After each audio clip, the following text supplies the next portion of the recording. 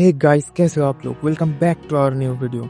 आज हम बात करने वाले हैं सोलो लेवलिंग के एपिसोड 4 के बारे में और इसमें जिन्हू अपने सिस्टम के क्रिएटर से मिलने वाला होता है। तो आज का ये वीडियो बहुत ही ज्यादा कमाल का होने वाला है, तो एंड तक जरूर देखना। और इससे पहले आप लोग वीडियो तो देख लेते हो लेकिन यार सब्सक्राइब लाइक नहीं करते हो, तो प्लीज इस वीडियो को लाइक कर दो, सब्सक्राइब कर दो और नीचे जो हाइप बटन है उसको भी दबा देना। चलो अब बिना किसी देर के शुरू करते हैं सीजन 3 का एपिसोड 4। एपिसोड 4 की शुरुआत होती है जापान के टोक्यो सिटी से, जहां एक बहुत ही बड़ा एस रैंक गेट खुल चुका होता है।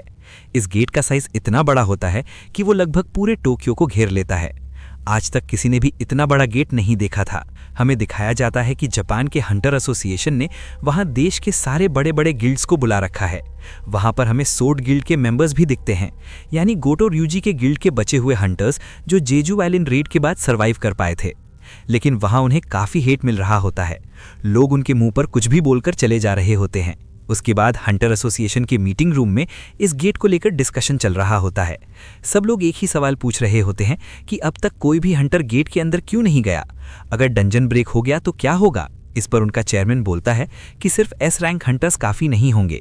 अगर इस एस रैंक गेट को क्लियर करना है तो हमें किसी नेशनल लेवल हंटर की हेल्प चाहिए, वरना अगर हमने इसे अंडर एस्टिमेट किया तो फिर से वही हाल हो सकता है जो जेजू आइलैंड रेड में हुआ था। तब कुछ हंटर्स सजेस्ट करते हैं कि हमें टॉमस एंड्रे की हेल्प लेनी चाहिए, लेकिन प्रॉब्लम यह है कि उनके पास इतना पैसा नहीं है कि वो टॉमस एंड्रे जैसे नेशनल लेवल हंटर को हायर कर सकें। और ऊपर से अब दुनिया भर में गेट्स ज़्यादा खुलने लगे हैं, इसलिए हर कंट्री को अपनी ही हंटर्स की ज़रूरत पड़ रही है। तभी सोर्ड गिल्ड के हंटर्स एक और नाम सजेस्ट करते हैं, एक ऐसा हंटर जिसका बैरियर मैजिक इतना पावरफुल है कि उसे तोड़ना लगभग इम्पॉसिबल माना जाता है। उस हंटर का नाम है यूरी ऑर्लोव। इसके बाद सीन शिफ्ट होता है और हमें जिन्वू दिखाई देता है जो पार्किंग एरिया में अपनी कार पार्क कर रहा होता है। तभी वहां उसकी नज़र पड़ती है चाहे इन पर। चा जिन्वू को देखते ही थोड़ा ऑकवर्ड फील करती है और वहां से निकलने की कोशिश करती है, लेकिन जिन्वू अचानक उसके सामने आ जाता है और पूछता है कि तुम मुझे देखकर भाग क्यों रही हो। फिर वो कहता है और भागना ही था तो मेरे ऑफिस के पास आई ही क्यों। इस पर चा थोड़ी घबरा कर कहती है कि नहीं नहीं, ऐसी बात नहीं है, मैं बस अपनी कार लेने आई थी। तब जिन्वू को याद आता है कि लास्ट टाइम उसने शैडो एक्सचेंज यूज किया था, शायद इसी वजह से चा की कार यहीं रह गई होगी। जिन्वू वहां से जाने लगता है, तभी चा उसे रोक कर कहती है कि क्या तुम्हारे पास थोड़ा टाइम है। एक्चुअली मिन ब्यंग्यू ने मुझे तुम्हें एक मैसेज देने को कहा था और ये तुम्हारी पावर से रिलेटेड है। ये सुनते ही जिन्वू शॉक हो जाता है और तुरंत कहता है कि हमें कहीं प्राइवेट जगह पर बात करनी चाहिए। इसके बाद जिन्वू चा को अपने ऑफिस ले जाता है और पूछता है कि ये सब कब और कैसे हुआ। चा बताती है कि जेजू आइलैंड रेड के दिन जब वो बेहोश थी तब उसे एक आवाज़ सुनाई गई थी। वो आवाज़ कह रही थी कि जिन्वू को बता दो कि उसे अपनी पावर को लेकर ज़्यादा सावधान रहना होगा। और वो आवाज़ किसी और की नहीं बल्कि मिन ब्यंग्यू की थी। वो ये भी कह रहा था कि जिन्वू की पावर बहुत पावरफुल है, लेकिन उतनी ही खतरनाक भी। इतना कहकर वो आवाज़ गायब हो गई। इसके बाद सीन शिफ्ट होता है और हमें जिन्वू एक डंजन के अंदर दिखाई देता है, जहां वो इन सब बातों के बारे में सोच रहा होता है। जिन्वू खुद भी अपनी पावर के सोर्स के बारे में जानना चाहता था और शायद बहुत जल्द उसे इसका जवाब मिलने वाला था। डंजन में जिन्वू के साथ यूडिन हो भी होता है। दोनों आराम से बात कर रहे होते हैं और बाकी का डंजन जिन्वू के शैडो सोल्जर्स क्लियर कर रहे होते हैं। तब जिन्हो पूछता है कि तुम्हारी बहन अब कैसी है, उस दिन स्कूल में जो अटैक हुआ था उसके बाद। जिन्वू बताता है कि डॉक्टर ने उसे फिलहाल आराम करने को कहा है, लेकिन टेंशन की बात नहीं है क्योंकि जिन्वू ने अपना सबसे ट्रस्टेड शैडो सोल्जर उसके पास छोड़ रखा है। यहाँ जिन्वू बेरू की बात कर रहा होता है। तभी जिन्वू को याद आता है कि जब उसका लेवल 101 हुआ था तब उसे एक नई स्किल मिली थी जिसे उसने अब तक यूज नहीं किया था। इस स्किल की हेल्प से जिन्वू उन लोगों के थ्रू देख सकता है जिनके पास उसने अपना शैडो सोल्जर छोड़ा हुआ है। जब वो बेरू के थ्रू देखने की कोशिश करता है तो उसे दिखाई देता है कि उसकी बहन आराम से सो रही होती है, लेकिन बेरू भाई साहब टीवी पर के ड्रामा देख रहे होते हैं। ये देखकर जिन्वू भी थोड़ा सरप्राइज्ड हो जाता है और सोचता है कि शायद इसी वजह से बेरू आजकल इतने फनी तरीके से बात करता है। उसके बाद जिन्वू इसी स्किल की हेल्प से अपनी माँ को मार्केट में देख लेता है। यूजिन हो को भी चेक कर लेता है, लेकिन जब वो चाहे इनको देखने की कोशिश करता है तब उसे पता चलता है कि चा बाथरूम में नहा रही होती है। ये देखकर जिन्वू तुरंत स्किल बंद कर देता है और शर्म से पूरा ब्लश करने लगता है। शायद ये पहली बार था जब हमने जिन्वू को इतना एम्बैरेस्ड होते हुए देखा। इसके बाद जिन्वू सोचता है कि उसे किसी दिन चा से माफ़ी मांगनी चाहिए। तभी जिन्हो बात बदलते हुए कहता है कि क्या तुमने जापान में खुले उस एस रैंक गेट के बारे में सुना है। अब तक कोई भी उसके अंदर नहीं गया है और डंजन ब्रेक होने में सिर्फ 3 दिन से भी कम टाइम बचा है, इसलिए वो लोग दुनिया भर के हंटर्स को बुला रहे हैं। जिन्हो पूछता है क्या उन्होंने आपको कॉन्टैक्ट नहीं किया। जिन्वू कहता है कि हाँ, उन्होंने कांटेक्ट किया है, लेकिन उसने अभी तक डिसाइड नहीं किया है, क्योंकि इस वक्त जिन्वू के लिए सबसे इंपॉर्टेंट एक और चीज थी। डबल डंजन वाले टेंपल में एंटर करने के लिए अब सिर्फ 27 घंटे बचे थे, और जिन्वू सबसे पहले वहीं जाना चाहता था, ताकि उसे अपनी पावर के सारे सवालों का जवाब मिल सके। एपिसोड के एंड में सीन फिर से जापान शिफ्ट होता है, जहां यूरी ऑर्लोव से डील की बात चल रही होती है। लेकिन यूरी ऑर्लोव सीधा बोलता है कि वो $10 मिलियन पर डे चार्ज करेगा, और जितने दिन पैसे मिलेंगे उतने दिन तक वो अपने बैरियर से गेट को सील करके रखेगा। ये सुनकर सोर्ड गिल्ड के हंटर्स शॉक हो जाते हैं और कहते हैं कि तुम पागल हो क्या। लेकिन यूरी ऑर्लोव कहता है कि ये अमाउंट तो टॉमस एंड्रे के कंपैरिजन में बहुत कम है। यूरी फिर कहता है, बाकी तुम लोग जैसा चाहो वैसा डिसाइड कर लो, तुम्हें अपना देश बचाना है या अपने देश का पैसा। ये सुनकर शॉर्ट गिल्ड के हंटर्स थोड़ा इरिटेट हो जाते हैं और कहते हैं, हम कैसे मान ले कि तुम्हारा बैरियर सच में काम करेगा। तभी यूरी ऑर्लोव वहां खड़े 2 एस रैंक हंटर्स के चारों तरफ तुरंत एक बैरियर बना देता है और बोलता है, जब तक मैं ना चाहूं तुम लोग एक उंगली भी नहीं हिला सकते। और सच में कुछ ऐसा ही होता है। उसका बैरियर इतना पावरफुल होता है कि वो दोनों एस रैंक हंटर्स बिल्कुल भी मूव नहीं कर पाते, जैसे किसी ने उन्हें फ्रीज कर दिया हो। ये देखकर सबको यूरी की एबिलिटी पर भरोसा हो जाता है। इधर सीन शिफ्ट होता है और हमें फिर से सुंग जिन वू दिखाई देता है, जो अपने घर से निकल रहा होता है, क्योंकि फाइनली डबल डंजन वाले टेंपल का गेट खुल चुका था। इसके बाद हमें सुंग जिन आ का स्कूल दिखाया जाता है, जो अब बंद हो चुका होता है, लेकिन स्कूल के बाहर ही एक और गेट खुला हुआ होता है। लोग बात कर रहे होते हैं कि एक ही जगह पर लगातार 2 गेट्स का खुलना काफी अनएक्सपेक्टेड है। तभी वहां जिनवू पहुंच जाता है और एक हंटर से पूछता है कि ये गेट कब खुला। वो बताती है कि इसे खुले हुए ऑलरेडी 3 दिन हो चुके हैं, लेकिन टेंशन की बात नहीं है, क्योंकि ये सिर्फ एक सी रैंक गेट है और 2 घंटे पहले ही रेड टीम अंदर जा चुकी है। ये सुनकर जिनवू तुरंत कहता है, तुम्हें रेड तुरंत कैंसिल करनी होगी और उन्हें वापस बुलाना होगा। हंटर हैरान होकर कहती है, ये तो सिर्फ सी रैंक गेट है, हमने सब कंफर्म कर लिया है। लेकिन जिनवू सीरियस टोन में कहता है, रेड टीम डेंजर में है, अगर रेड अभी नहीं रोकी गई तो वो लोग मर भी सकते हैं। इतना कहकर जिनवू सीधा डंजन के अंदर चला जाता है। डंजन के अंदर कुछ हंटर्स आगे बढ़ते हुए एक बड़े गेट तक पहुंचते हैं। उन्हें लगता है कि शायद ये बॉस रूम होगा, लेकिन गेट खुल ही नहीं रहा होता। वो लोग हर कोशिश कर चुके होते हैं। तभी उनके पीछे से जिनवू आ जाता है और कहता है, ये एक ट्रैप है। पहले तो सब डर जाते हैं, लेकिन फिर देखते हैं कि ये तो एस रैंक हंटर सुंग जिन वू है।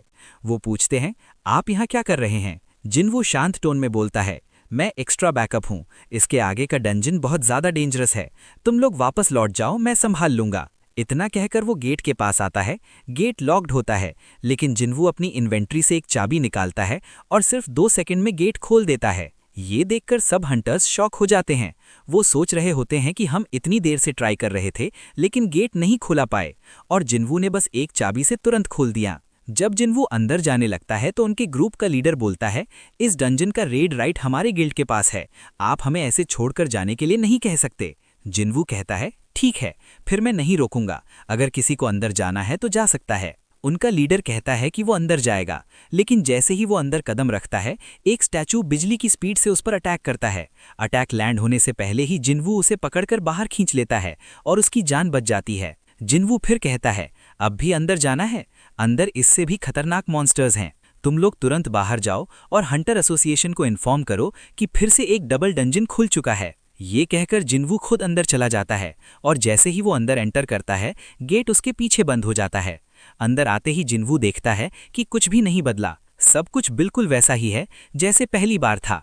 वही स्टैच्यूज, वही रूल्स लिखा हुआ स्टोन टेबल, और उन सब के बीच में बैठा हुआ उनका मेन गॉड। जिनवू को अपना पूरा पास्ट याद आ जाता है, लेकिन इस बार एक फर्क था। अब वो पहले वाला वीक हंटे नहीं था, अब वो काफी ज्यादा स्ट्रांग हो चुका था। जिनवू स्टोन टेबल के पास जाके खड़ा होता है और कहता है, तो तुम ही हो जो इतने टाइम से सब कुछ कंट्रोल कर रहे हो। लो, मैं आ गया, अब चुप क्यों हो? सीन फिर से जापान शिफ्ट होता है, जहां यूरी ऑर्लोव को फाइनली हायर कर लिया गया होता है। अब वो उस ह्यूज एस रैंक जेट के पास बैरियर लगाने जा रहा होता है।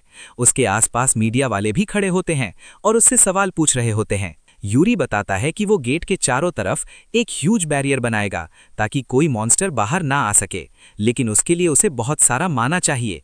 इसलिए उसने ट्रक भर भर कर माना क्रिस्टल्स जमा किए हैं।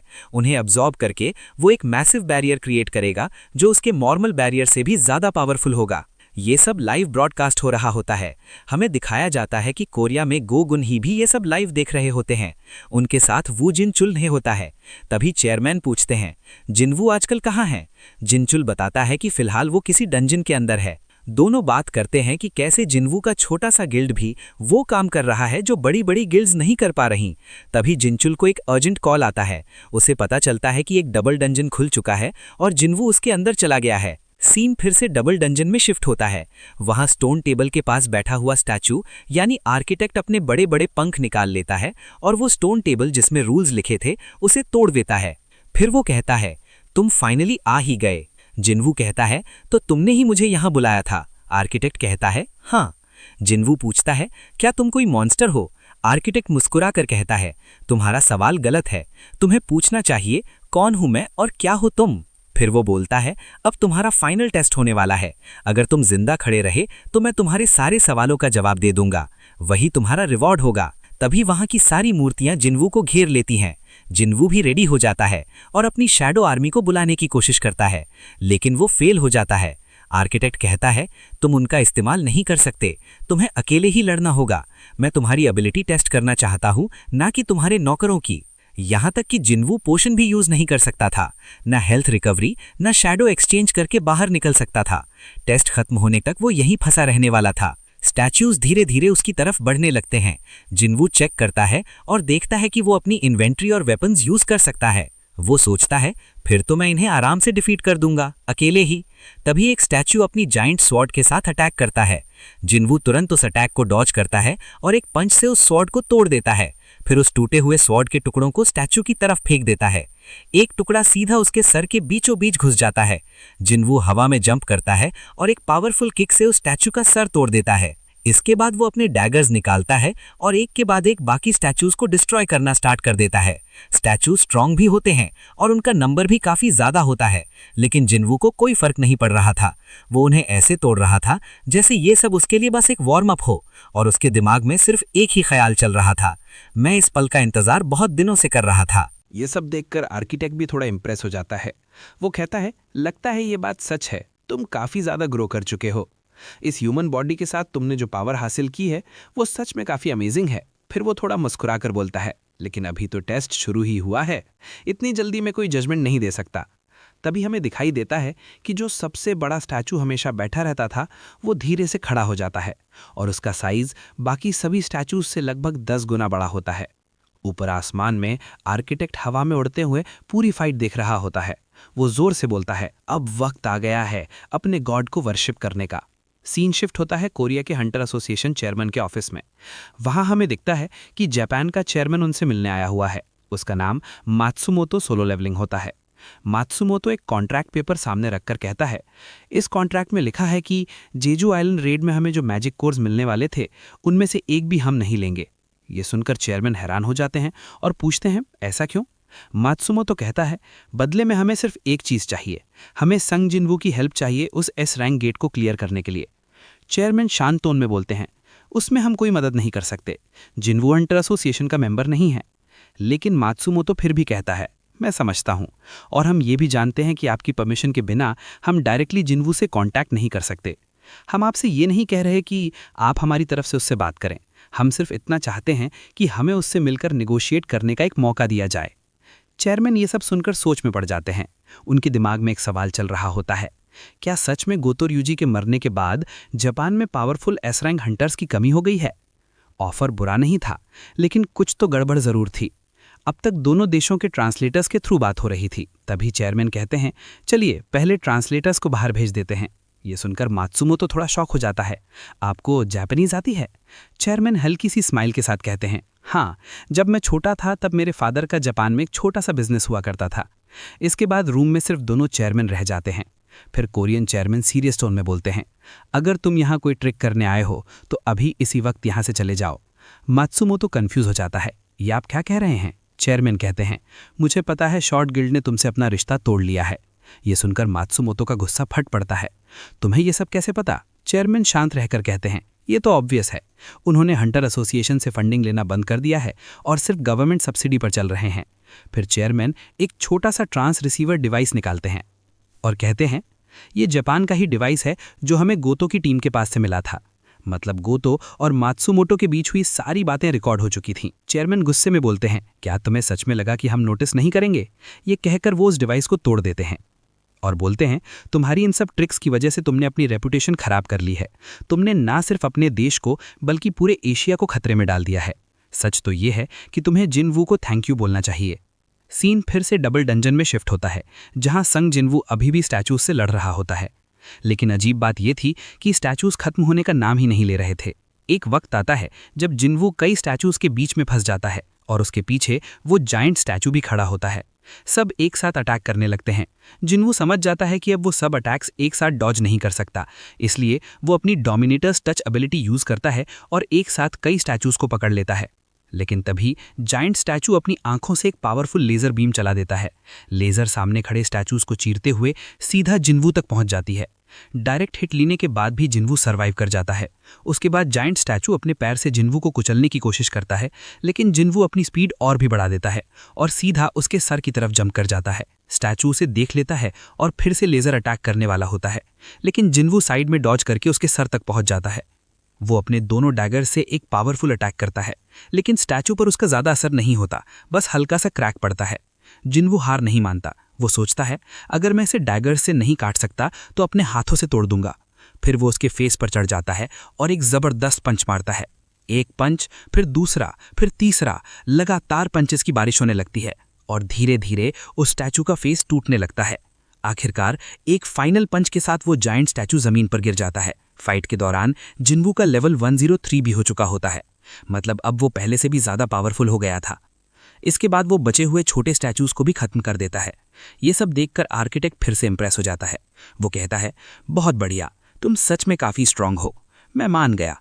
लेकिन जिनवू सीधा कहता है, ये सब छोड़ो, तुमने प्रॉमिस किया था, मैंने टेस्ट कंप्लीट कर दिया।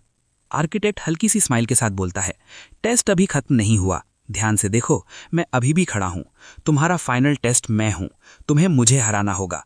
तभी जिनवू के सिस्टम में एक नोटिफिकेशन आता है। उसमें लिखा होता है, 10 मिनट के अंदर एनिमी को डिफीट करो, अगर तुम फेल हो गए तो तुम्हारा हार्ट स्टॉप हो जाएगा। जिनवू हैरान होकर पूछता है, ये सब क्या है, आखिर तुम हो कौन? तब आर्किटेक्ट जवाब देता है, मैं तुम्हारे सिस्टम का क्रिएटर हूं, मैंने ही ये सिस्टम बनाया है और मैं जैसा चाहूं इसे कंट्रोल भी कर सकता हूं। और इसी शॉकिंग रेवलेशन के साथ ये एपिसोड यहीं पर खत्म हो जाता है। इस वीडियो में पूरी फाइट को कवर ना करने के लिए आई एम वेरी सॉरी दोस्तों। मैं इस वीडियो में पूरी फाइट कवर नहीं कर सकता था, क्योंकि अगर मैं करता तो वीडियो बहुत ज्यादा लंबा हो जाता, क्योंकि फाइट सीन बहुत ज्यादा है इसमें। तो माफी चाहता हूँ, बट मैं प्रॉमिस करता हूँ कि अगले एपिसोड में पूरा फाइट सीन्स कवर हो जाएगा। और भाई नेक्स्ट एपिसोड बहुत ही ज्यादा फाइट से भरा हुआ होने वाला है, बहुत ज्यादा खतरनाक होने वाला है। तो अभी के अभी सब्सक्राइब कर लो, क्योंकि अगला जो फाइट सीन होने वाला है ना, उसको आप बिल्कुल मिस नहीं करना चाहोगे। तो बेल आइकन वही दबा देना और नीचे जो हाइप बटन है उसको भी दबा दो। इससे आपका तो कुछ नहीं बिगड़ेगा, पर मेरा बहुत ज्यादा भला हो जाएगा। तो प्लीज यार सपोर्ट करते रहो, ताकि आपको मैं ऐसे ही मजेदार कंटेंट और भी बेहतर तरीके से दे पाऊं। चलो अब मिलते हैं अगले एपिसोड में, तब तक के लिए बाय बाय।